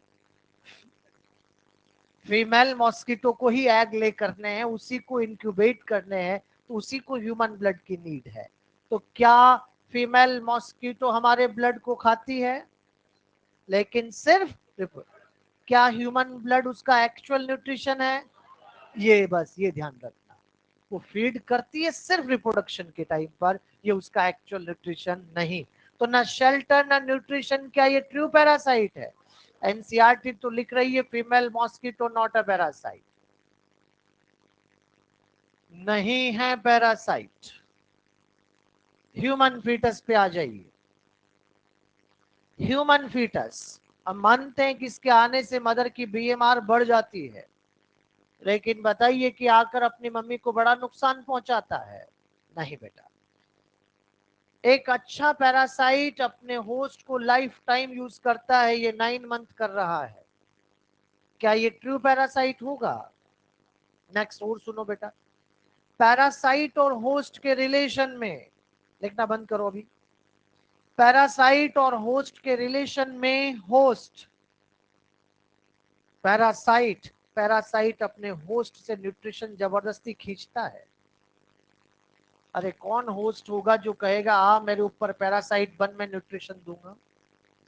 कभी अगर ऐसा स्टेटमेंट आता है कि host provide nutrition to parasite, गलत होगा। प्रोवाइड नहीं किया जाता, जबरदस्ती खींचा जाता है। Host provide nutrition to parasite, ये रॉन्ग स्टेटमेंट है, जबकि इसके लिए तो प्लेसेंटा बनाया जाता है, इसको तो न्यूट्रिशन दिया जा रहा है। तो क्या ये ट्रू पैरासाइट होगा? और लास्ट बात ये भी सुन लीजिए बेटा, पैरासाइट और होस्ट का रिलेशन इंटर स्पेसिफिक है, ये तो इंट्रा स्पेसिफिक है, एक ही स्पीसीज के मेंबर हैं, तो ये ट्रू पैरासाइट नहीं है। ठीक बात। तो यहाँ पर आपको जब लास्ट ईयर के जो क्वेश्चन आप प्रीवियस ईयर क्वेश्चन करेंगे, तो वहां पर आपको 2011 में ये क्वेश्चन जरूर मिलेगा, जहां पर आपको दिया है कि गिवन में से कौन सा एक ट्रू सेंस में पैरासाइट है। तो वहां पर आपको ब्रूड पैरासाइट भी ऑप्शन में है, फीमेल मॉस्किटो भी ऑप्शन में है, ह्यूमन फीटस भी ऑप्शन में है, और ह्यूमन लाइस भी ऑप्शन में है। तो आपका आंसर क्या होगा? ह्यूमन लाइस, क्योंकि ये तीनों ट्रू सेंस में पैरासाइट नहीं है। तो क्या मुझे ये बोर्ड पे लिखना पड़ेगा कि ये पैरासाइट क्यों नहीं है? ये क्यों नहीं है आप खुद से लिख लेंगे घर पे।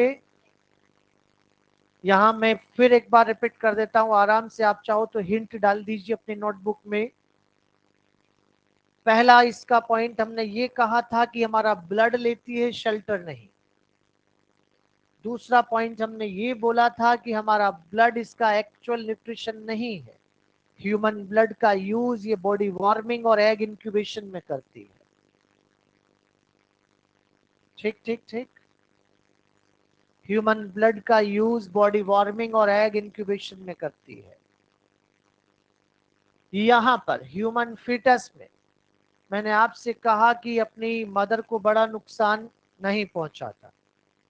दूसरा पॉइंट कहा कि लाइफ टाइम यूज नहीं करता।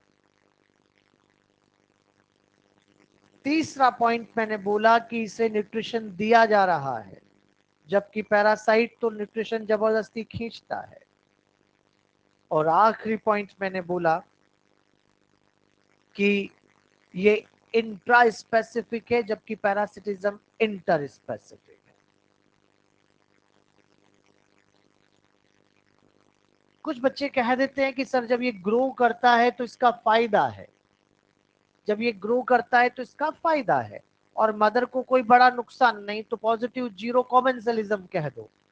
फिर कुछ बच्चे कहते हैं कि नहीं नहीं नहीं सर रुको, अभी बच्चा बड़ा होकर मम्मी को भी तो संभालेगा, तो ये तो पॉजिटिव पॉजिटिव हो गया, तो इससे आप प्रोटोकॉपरेशन कहो।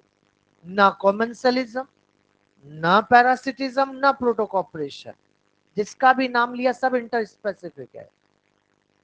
अगर कहना ही है तो ढंग से कहो, इंट्रा स्पेसिफिक कोऑपरेटिव रिलेशन, जिसमें एक ही स्पीसीज के फायदे में काम हो रहा है, ये इंट्रा स्पेसिफिक कोऑपरेटिव रिलेशन बन रहा है। ठीक, आगे बढ़ते हैं। जब आप कॉमेंसलिज्म पढ़ रहे थे तो बच्चों आपने कहा था कि होस्ट और पैरासाइट इवॉल्व हुए हैं। होस्ट चाहता था कि पैरासाइट को अपने ऊपर से हटा दे, लेकिन पैरासाइट भी होशियार निकले, उन्होंने ऐसी मैकेनिज्म इवॉल्व की कि वो आज भी पैरासाइट बने हुए हैं। तो आखिर ऐसी कौन सी मैकेनिज्म उन्होंने इवॉल्व कर ली? ऐसे ही कुछ 4 अडेप्टेशन आपके एनसीईआरटी आपके लिए लिख रही है, और उनमें सबसे पहला loss of unnecessary sense organ.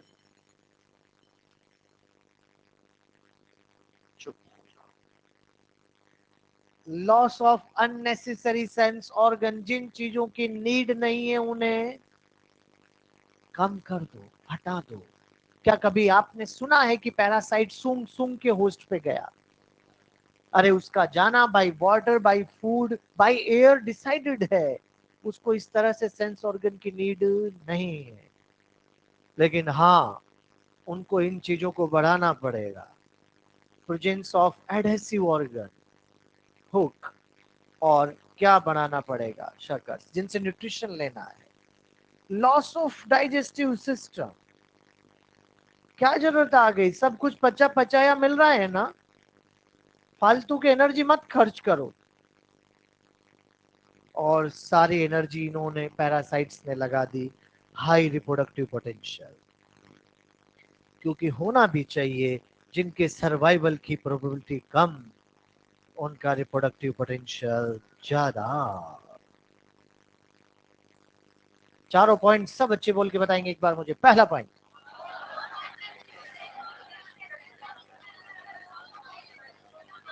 क्या इन चारों पॉइंट को देखकर मैं ऐसा कह दूं बेटा कि पैरासाइट्स की morphology anatomy simple?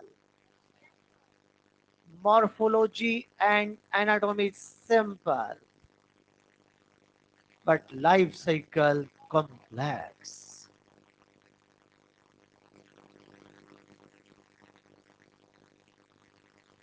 Morphology anatomy simple है, लेकिन life cycle complex.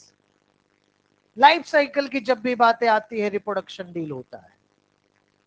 Life cycle की जब भी बातें होगी रिप्रोडक्शन ही डील होता है। आपने ब्रायोफाइट, टेरिडोफाइट, जिम्नोस्पर्म, एंजियोस्पर्म की लाइफ साइकिल में क्या पढ़ा? रिप्रोडक्शन तो पढ़ा। इनकी लाइफ साइकिल कॉम्प्लेक्स है, क्योंकि ये अपनी लाइफ में एक या एक से ज्यादा होस्ट भी यूज कर रहे हैं। अच्छा एक बात बताओ, जिन पैरासाइट्स की जिंदगी में एक से ज्यादा होस्ट आता है उनका सर्वाइवल कम होता है कि ज्यादा? बढ़ जाता है ना बेटा। इसी तरह से आपके एनसीईआरटी ने एग्जाम्पल दिया ना, आपके एनसीईआरटी ने एग्जाम्पल दिया है बेटा, आपकी एनसीईआरटी ने आपको एग्जाम्पल दिया है, और उसमें आपको यहां पर लिखा है ह्यूमन लिवर फ्लूक। मैं लिवर फ्लूक नहीं, ह्यूमन लिवर फ्लूक लिख रहा हूं, इस बात पे ध्यान रखिएगा। मैंने केवल लिवर फ्लूक नहीं लिखा है, मैं ह्यूमन लिवर फ्लूक लिख रहा हूं। बताइए अपनी जिंदगी में कितने होस्ट यूज करता है? अरे 3। ह्यूमन को क्यों भूल जाते हो बेटा? अच्छा, मतलब बैल हो गई इसलिए थोड़ा दिमाग ट्रक में चला गया, बस में नहीं रहा। तो यहाँ ह्यूमन, स्नेल, यही है। बेटा ये आज कंप्लीट कर लेते हैं, सिर्फ 2 मिनट का बचा है, ताकि आप आराम से आज पैरासिटिज्म पढ़ पाओ घर पे।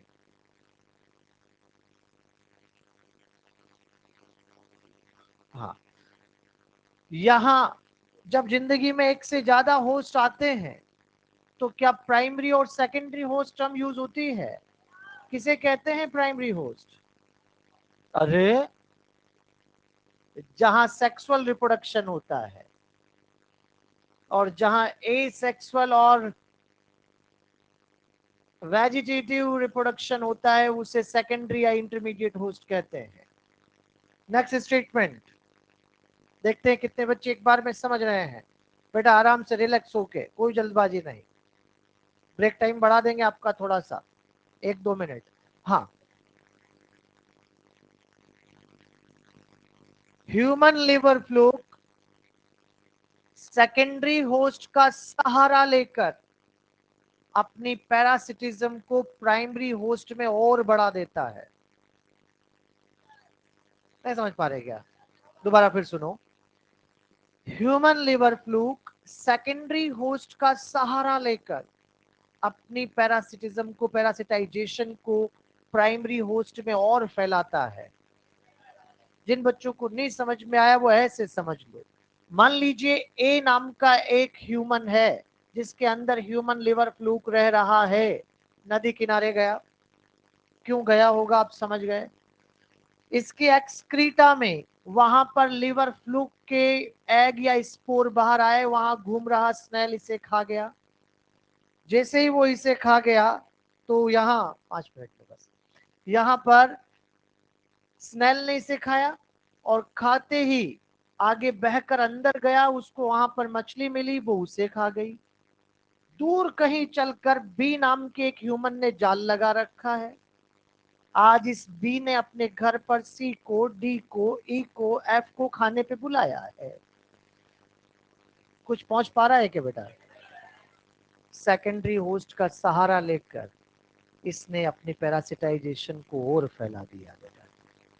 एक बात बताते जाओ मुझे, क्या जिनकी जिंदगी में एक से ज्यादा होस्ट आते हैं, क्या वो होस्ट स्पेसिफिक होंगे?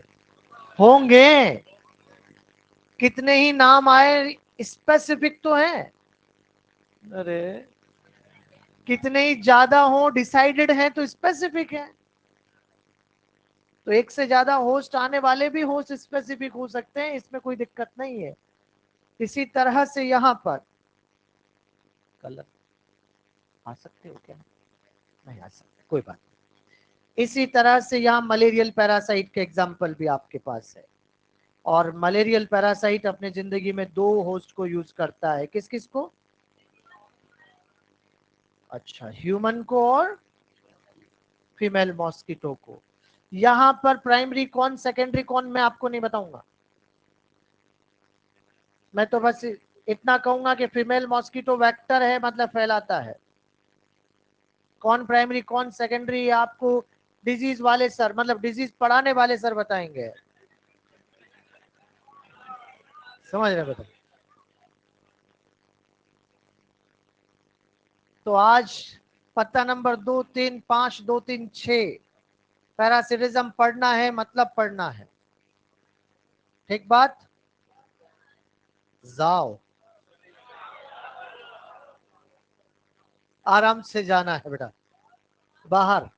हाँ, क्या कह रहे हो?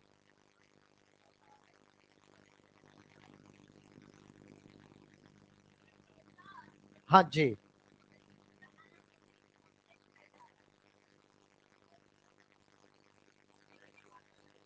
एनाटॉमी कॉम्प्लेक्स रहता है तो प्रिमिटिव ना।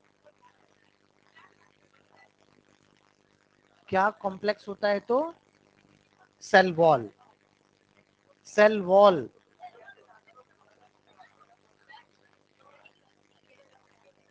बेटा मंडे को मिलेगी आपको, उसकी बुकलेट बन के आ रही है आपके लिए। जो पढ़ा दिया वही आएगा, उससे बाहर नहीं आएगा। हाँ, किसका? रुक जा अभी, रुक जा। माइक कहाँ गया? हाँ ये रहा। चलो चलो आज